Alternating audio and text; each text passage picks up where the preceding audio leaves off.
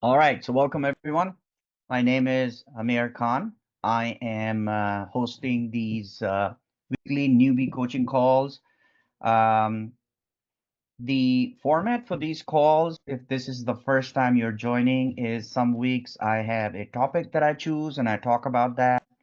Since it is a newbie coaching call, the topic is quite fundamental about systems and processes, about SlowFlip system. And some weeks I have a guest and we interview them. We all learn from those things. So usually those are very helpful. So this week, since I haven't done this for a while, I'll be doing some question answers. Again, if you're a newbie and the questions are specifically about, very fundamental stuff, nothing, we don't talk about sub twos and all that kind of stuff here. So we're only talking about the slow flip system. So if you have any questions, I'd love to answer those. And the way you would ask questions, and you can do that as early as now, go to React option in Zoom and raise your hand from there, and I'll call on you and we can go from there. All right. So while we're waiting for people to, hey, Peter, how are you? You're the host. Awesome. Yeah, I'm admitting people and then putting everybody on mute as I go. All right. Thank you. I appreciate it. All right. And so before I start, I'd like to thank you for taking time to be being here. And I'll just read out your names, all the people who are here tonight, because once we see the recording, we can see the people who have joined. So I see Jojo is here, Amy is here, Chris is here, Eric and Mary is here, Felicia is here, Heather is here, James is here, Jason is here, Joel, uh, and Michael is here. Mike, another Mike is here. Rachel, Tammy's here. So welcome everyone. All right. So like I said, if you have any questions, you can go to the React option and raise your hand, and we will take questions. And before I do that, I wanted to share a few things for newbies. This is important and it's going to be very, very valuable for you. Number one, where are the recordings? So we all the weekly coaching calls that I do, we have recordings of those, and they are at this URL. I'm going to put this URL in the chat so you can go there, and that's where all the recordings are.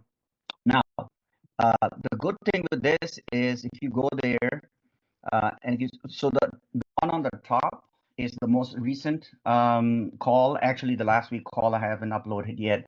It's just a lot of things on my plate right now, but I usually upload them as I finish.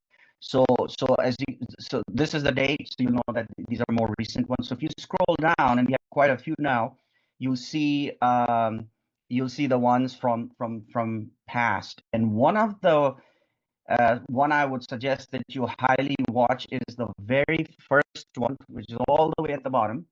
This was done in August. And the benefit of this one is that it actually shows you the entire process from choosing a market to researching a market. And then I think I go into more details. Let's see, I'm trying to remember, this was a while back. So whether you're self-funding it, what process is for that? If you have a private money lender, what would be the process for that? Then I talk about, how to place offers, especially if you want to place offers using the MLS. I show you the process.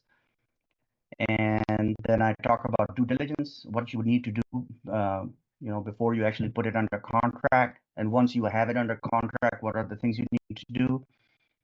And then I walk you through the entire process of doing money math or doing the financials on it, so you know that you're actually buying a good deal, right? And it's going to be profitable for you.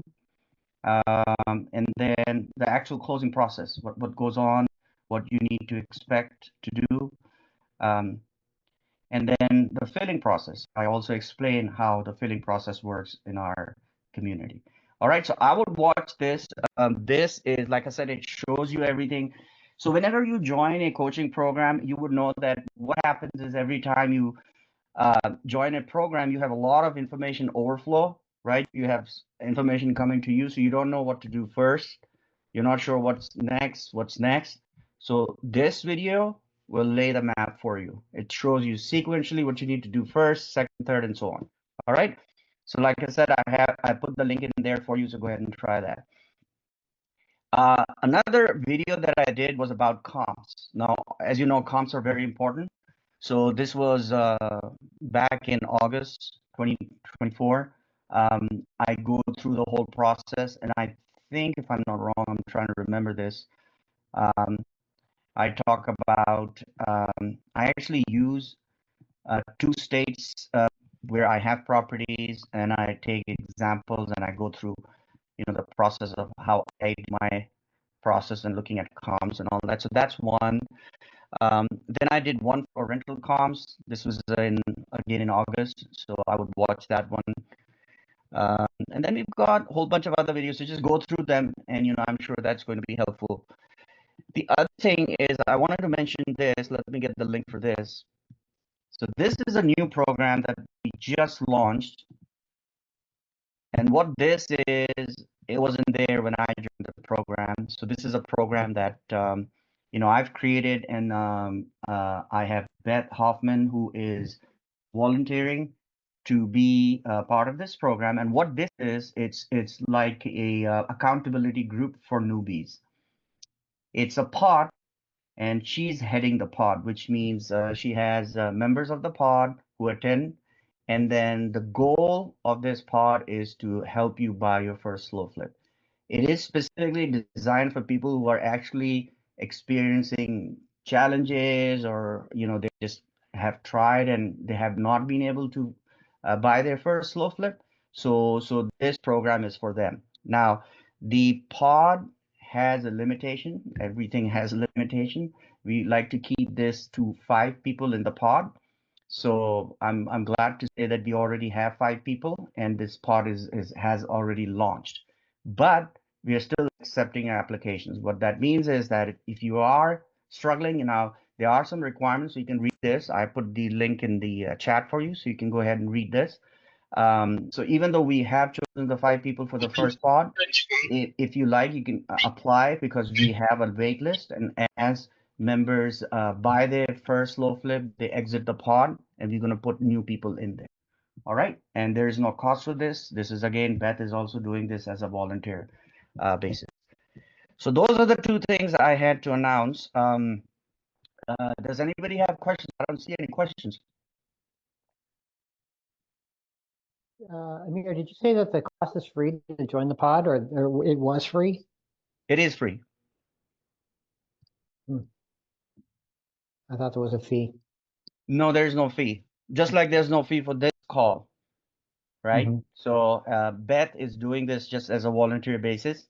So my goal is to have people in our community actually be the pod leader. So right now she's going to be the leader. She's going to lead the pod as long as she does. But I'm hoping at some point somebody else will step up and say, okay, I'll go ahead and lead the pod. And all we are doing is we're creating an accountability group and help people just go over the edge. Especially if you have funds for at least one slow flip, all you need is just support to help you with your decision making, with your systems, or anything that is holding you back, to just walk you through the finish line. That's what the goal is. Okay, thanks, and thanks for putting this together. Sure, absolutely. All right, so Heatherly, nice to see you.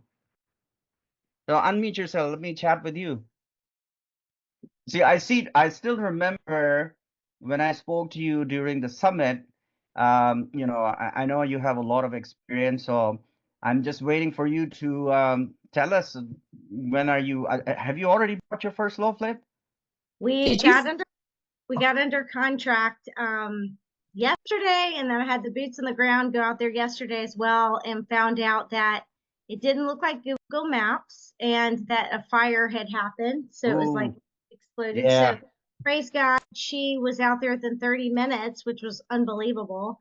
And so we are terminating, but it was very valuable for me to realize the importance of boots on the ground.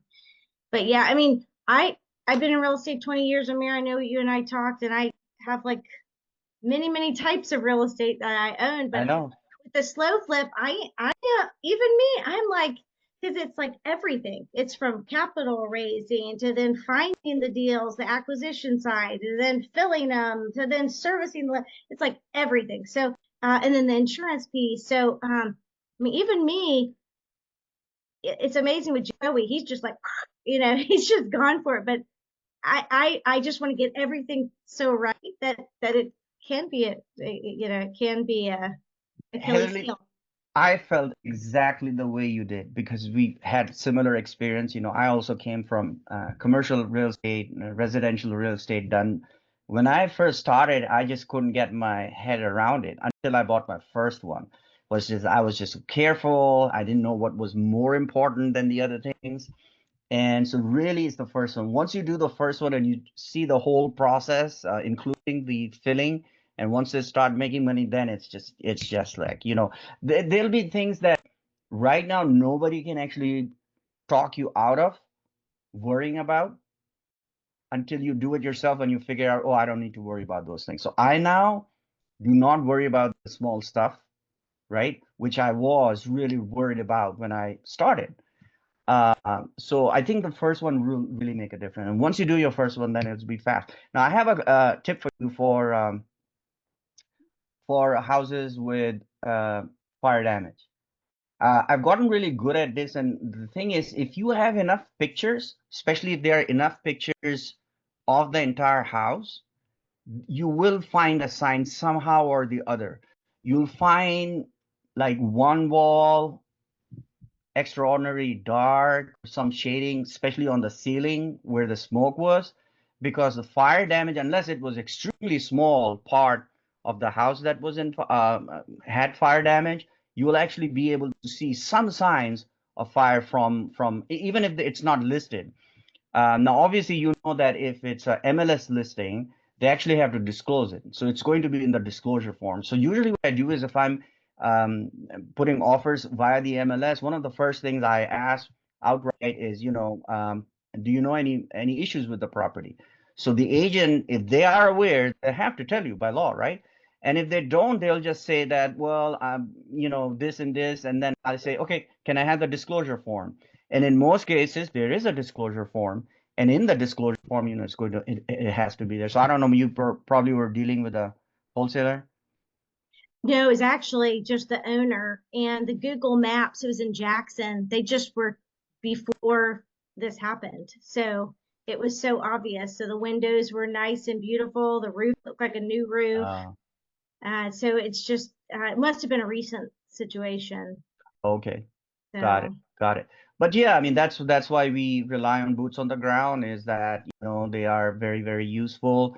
Another thing I've used, if you're in this case you were dealing with the seller directly, I do use Scott Aldo says, and I actually believe in what Scott says that the person who goes and does the inspection should be person who represents you exclusively. That's very important because the person who has some stake in selling the property is probably not going to show you all the defects. But I've used listing agents, but the way I do it is a little bit different. So, for example, I have them do a walkthrough. A lot of time they assume that all it means is making a video, and they say, "Oh, I'll just make a video for you." I said, "No, if you're going to do the walkthrough for me, I would like to do it live." mm, So I can guide you what I would like you to see. It's literally like I'm doing a remote control. So as she's walking in, I say, can you stop here? Can you pan to the right or to the left? So I have notes already, right? Before they go, I've already looked at the picture. So I have some notes. So I kind of walk them through. So I've made that work for me, but I still believe it's still possible that, they'll avoid doing things that, maybe somebody who represents me will go there. But like I said, the biggest thing I can tell you, Heatherly, because I know when I spoke to you, is that it's the first one. As soon as you do the first one, I'm telling you, you're going to be so fast. can't Uh, wait. next year, even before then, we'll be chatting about this. But thank you Thank for you, the update. Amir. Sure, sure. Felicia, go ahead and meet yourself. Hi, Amir. How are you? Good. How are you? I'm good. I just bought my first property, let's see, February 28th. Congratulations. Where is it? It's in Cahokia, Illinois. Okay. And there's a tenant in it. So I bought the property out of the group. It's a nice home. It seems to be in pretty good shape. The tenant's been in the home for many years. So I did serve a 30-day notice for her after, I purchased the property. I guess there was some interest on her part to stay in the property, even with a little bit of a raise in the monthly payment. She's only paying about $600 a month right now. And I did offer for her to be able to purchase the property contract for deed. As it turns out, however, she can't afford to stay there. She feels like the price that I proposed was too high and the monthly was too high for her. So she's aware that she does need to be out in 30 days. So she's got about another 2 weeks or so before she needs to vacate. She's telling me, she's been there for a long time and she's having difficulty finding a place to go. She's got family apparently that lives on the same street there, but nobody can take her in. So, I mean, she's an older woman, and of course I feel bad, but I know, it is a business thing, and I have to kind of proceed. Hopefully not with an eviction. What I'd like to do if she isn't out when she's supposed to be out is probably offer cash for keys. So I just was kind of putting that out there to everybody to see. Yeah, that's an interesting situation, and I completely understand where you're coming from. I would have same kind of a feeling to put a, older lady out like that. There are a couple of things you could do. Number one, you could extend her to stay in as long as she pays another month's rent and give her another month. That will give her additional time to look for another home. So at least that way, number one, you have some income coming in, right? Right. So I did try to, I told her, she needed to be out in 30 days. I would extend for 10 days, but I did tell her if she was not interested in going under contract for deed, that she needed to pay me rent for the month, which I have not received. So, yeah, I understand her situation. She's got to move and she probably needs the cash to be able to move. So it's kind of a situation where I'm not even sure I'm going to be getting paid for her 30 days that she's in there to say anything, continuing after that. Mm-hmm. Another thing you could do, this is a long shot, is that you could put it in the school community, that you Right. have someone who can afford at least $600. Is this a 2-bedroom, 1-bath house? It is. Okay. Well, there could be people in our community who have some smaller homes where the payments are lower. They're not as low as 600, but maybe 650. And somebody might be looking for, especially somebody who has a history of, paying and, being consistent, as long as the numbers work for them, and just put it out there. There might be people who might, for a smaller home, they might need that kind of numbers might work out. Right. Okay. That's something to consider. Um, I guess she's, yeah, I don't know. It's just a difficult situation. And I'm trying to give her time, but at the same time, you know, I bought the house to sell it, so So the cash for keys thing is, it would still come out to the same thing, even if you give her cash. If you're in her position, it's not just the money she needs, she also needs the money to put down at the new place, right? A deposit or whatever, and then the monthly. So she's making that calculation in her head, right? right, So right, it's not going to be anything less than maybe 2 months rent. So we're talking about maybe $1,500, $1,200, something like that. Another thing you could do, I mean, I wouldn't suggest you getting involved in this way is, um, if you find a place, instead of giving her the money, you say that, I can put the money in escrow so you can move at this place and then they get paid. But again, it's like getting yourself involved in it too much. Best thing is, let her family step up and say, hey, I'll do whatever I can from my side, give you maybe another week or a couple of more days, but we need to get this done. So, Right.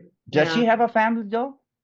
She does. Apparently, she has a daughter and she also has I think, an elderly mother. I haven't really spoken with her too much personally. I did send someone over there that, presented the contract for her if she was interested, but she just can't afford it. And I think she feels also at her age that she doesn't feel like she would actually ever really be able to own the home.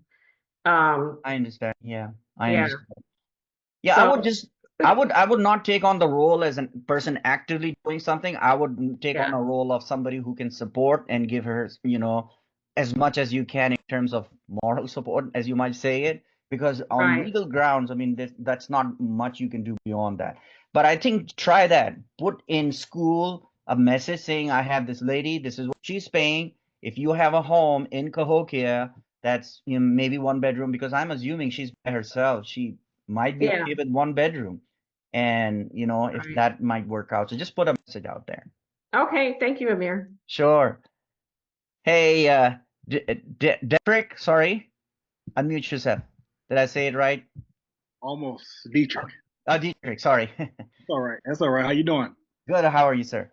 Pretty new. Been in the group now. Maybe this is my second week. Just a All couple. right. Well, nice to see you. Were you on Scott's call yesterday? I missed it. I was on the first one. I assumed it was 6 o'clock again and realized Yeah. it was 12, so I missed it. Once in a while he pulls that, so that everybody can attend. He really tries hard so everybody can, attend his classes. But nice to see you. Hey, nice to be seen. I appreciate it.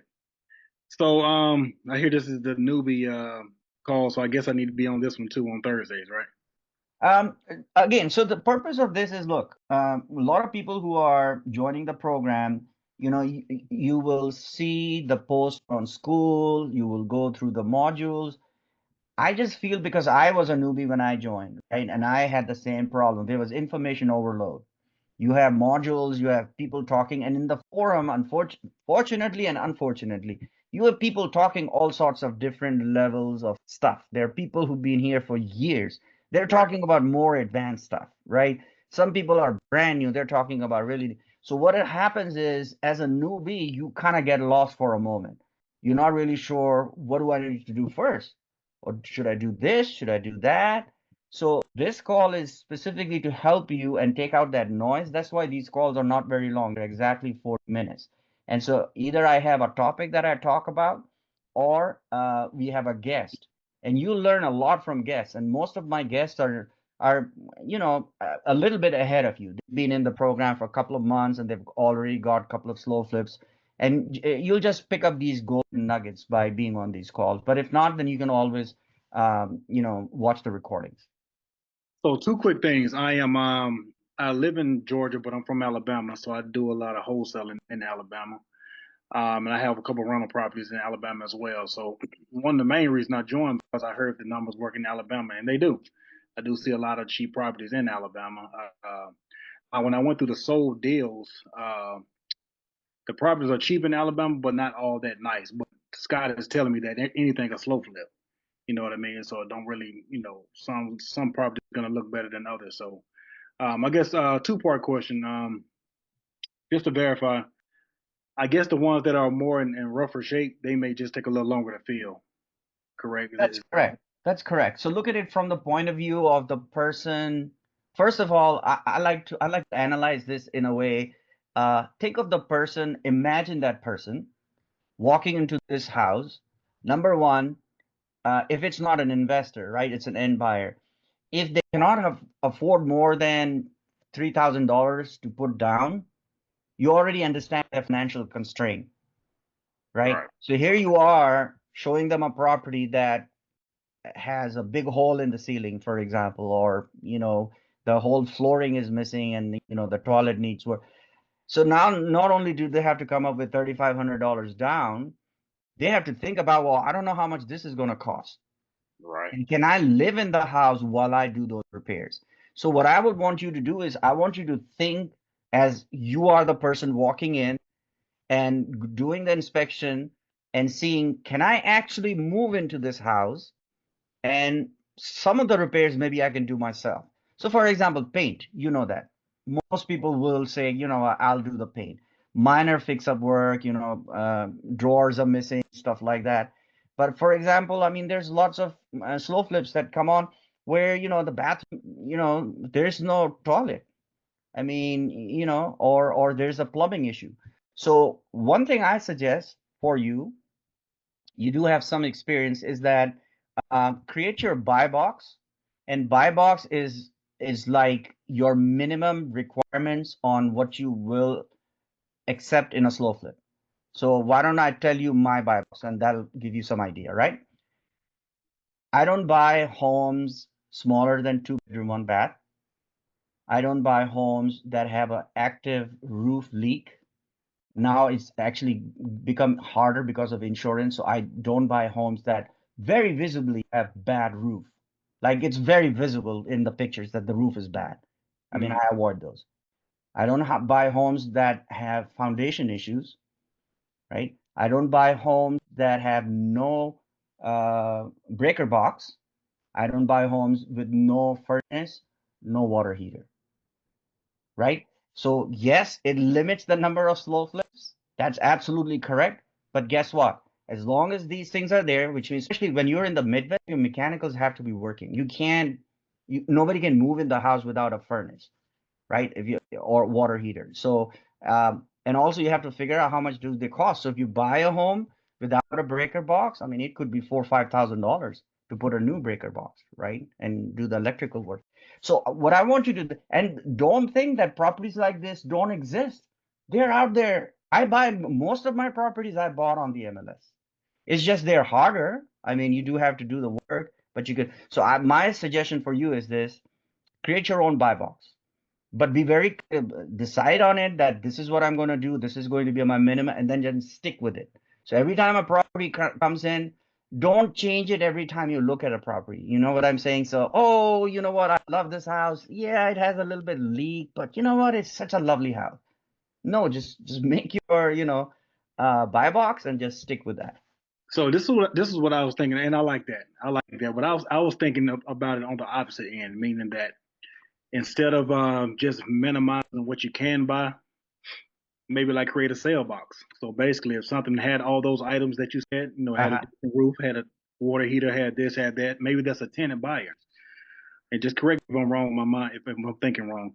But if it needed a roof, if it needed, however it needed, maybe maybe I'll sell that to an investor on a slow flip. So that, yes, that's a good point. And what really happens is this, and this is my opinion. When you're starting out, when you're new, I would buy something that is, I call it safe. A safe property. A safe property is where it's pretty much move-in ready. It's not retail ready, but it's move-in ready, which means it has the furnace, you know, everything. So if somebody actually wants to move in and clean up a little bit, and they can do that. So for your first property, I would suggest you do that. Second, third, as you get more sophisticated with this, like for example, you've seen Joey, right? I talk about Joey all the time. I don't know if you know of him. He's one of the oldest student of Scott. He has like 200 properties. Uh, he buys property, all kinds of properties. I mean, you know, but he's been doing it for so long, and he has a network, and he's able to handle the situation because he has reference point and experience. When you've done a whole bunch of deals in that situation with bad roofs or whatever, he knows people who will buy. I'm talking about investors. He has a database of a couple of thousand people who are investors.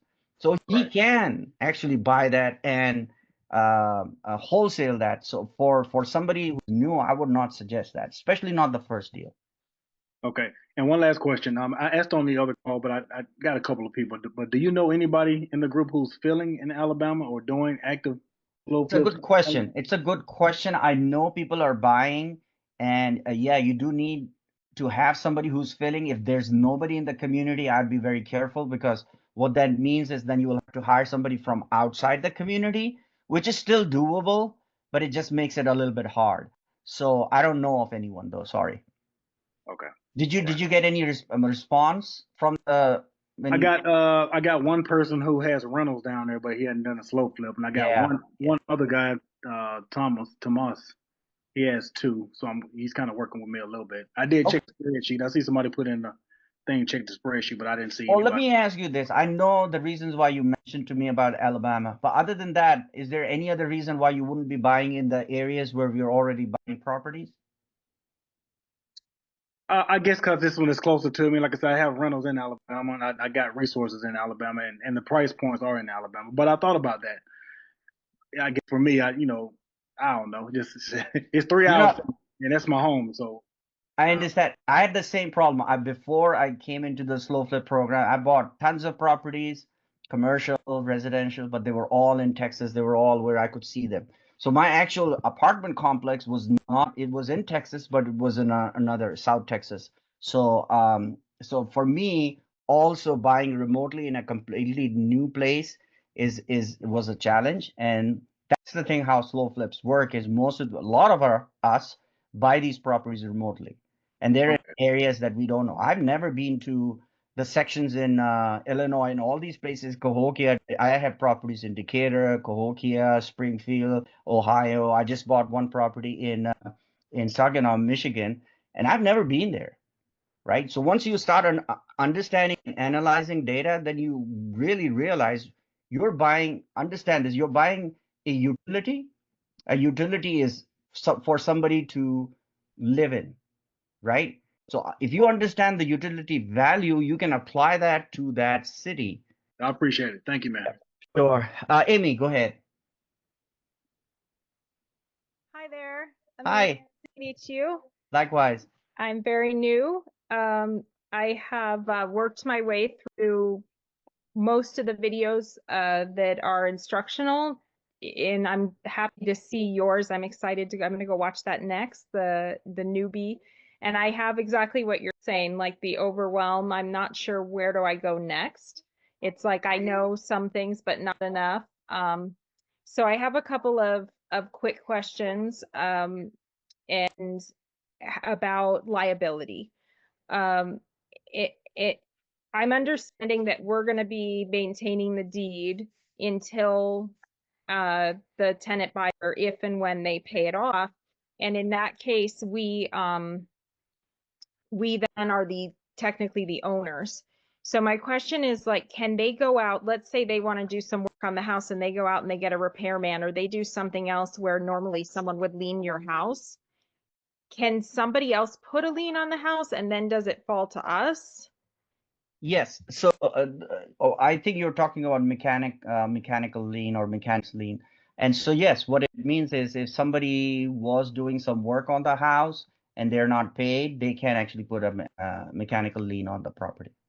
And then do we have to fulfill that then when we go to sell or? When you go to sell, yes. Remember, a lot of things have to happen before that even happens, Yeah, and every state is different. So I wouldn't worry about these hypotheticals. Obviously, anything can okay. happen. Your house could burn down. I mean, things can happen. So I wouldn't be bogged down on those things. Number one, we're really talking about somebody who was hired by the tenant buyer as a contractor who actually pulled a permit because they'll Yeah, have to show all of these things that I pulled a permit and I was doing all yeah. these repairs. So the chance that this is happening, first of all, you're going to be aware that this is happening. It's probably not going to happen. I mean, and things can happen. So I wouldn't worry about those Okay. hypotheticals, but yes, it definitely can happen.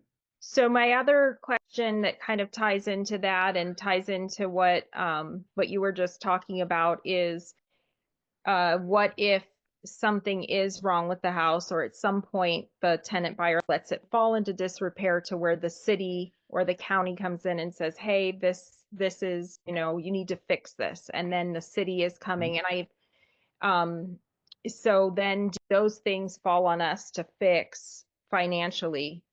It does, but I can tell you in most cases it won't because at the end, there are two scenarios. One is that either the person is an investor or the person is living there. In most cases, and I've had this situation only once where I simply sent the notice from the city to the tenant buyer and told him, hey, this is the deadline. By this time, I want you to take care of this. if they want to live in the house, it's their home, right? If somebody would care about this, that's what we are really wanting to do, Yeah. is we want someone who's going to be a lifer, who's going to live there. And if they're going to live there and that's what their intentions are, they will actually take care of these things, including, code violations and all that. You just need to be really good in terms of your management, which means as soon as you get the notice, don't sit on it, don't think about it, have processes so that they're served immediately. So I actually have a video on this in my link on tenant buyer management communication. So watch that. It kind of talks about those things. Oh, perfect. Great. Okay. I'm very excited. Thank you. You're welcome. Hey, Zach, how are you? Hey, Amir. Yeah, I missed like You're not a early newbie, part of man. the You're training. still a newbie, but yeah, you're not a newbie. How I many got are we at? Are we at 4 or 5 or I've lost count? So I got 3 and 4 under contract. 3 already sold. I just closed on 3 today. Oh, wonderful. That one is Congratulations. full. Congratulations. Thank you. I'm like addicted, keep buying more. So Just what don't go too fast. That's my only caution.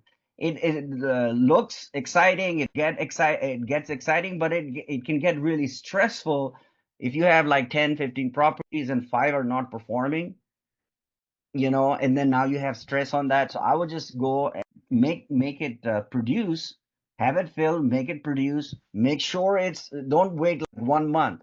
Let go on another month. Make sure you see consistency because we have a lot of tenant buyers who move in, but then they don't do anything, right? So you want to make sure that you have someone who's actually making payments. That's what I would suggest. Gotcha. So how many I mean that was not my initial question, but I guess I wonder, how many months like should I see, like I do 2 months. I wait 2 months. I see 100% on everything, occupancy and performance, and then I buy another one. I buy one at a time. So this month I bought 2, but I buy one at a time, and that just for my personal thing. I'm really, really I'm very comfortable with that process.